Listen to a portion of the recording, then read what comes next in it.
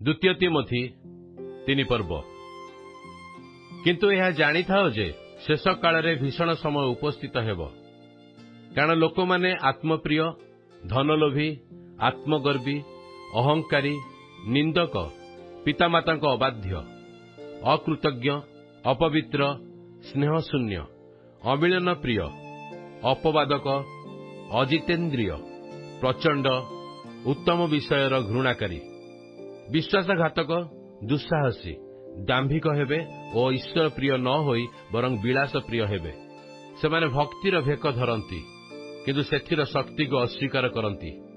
एपरी लोकमानक ठारू अंतर हुओ, कारण एमानक मध्यरे एपरी लोक अछंती जो माने घरे घरे पसी पापरे भाराक्रांत और विभिन्न कुअभिलाषरे चालित निर्बोध स्त्री मानकु आपणार वशवर्ती करती।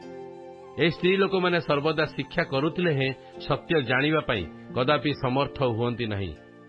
आउ जेपरी जन्निस और जम्ब्रिस मूसांक प्रति अनुरोध करथिले, सेहीपरि एही पुरुष माने मध्य सत्यर प्रतिरोध करती।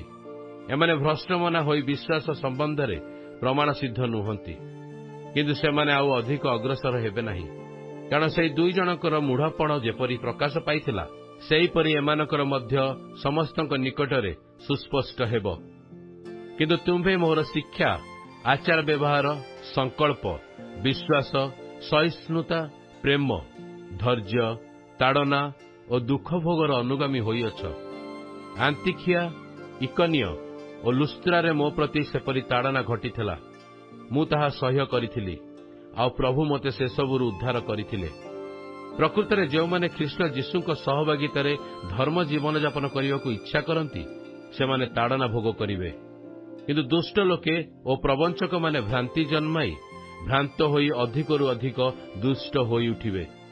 किंतु तुम्हें जहा जहा शिक्षा करिअछ आउ जे समस्त विषयर निश्चित बोध पाइअछ से सबुरे स्थिर होई रही थाओ, कारण तुम्हें माने जानुअछ केउ मानक ठारू सेही सबु शिक्षा करिअछ। पुणी जेउ धर्मशास्त्र ख्रीष्ट जीशुंक ठारे विश्वास द्वारा तुमको परित्राण जनक ज्ञान देवाकु समर्थ, ताहा तुम्हे बाल्यकाल ठारू ज्ञात अछ।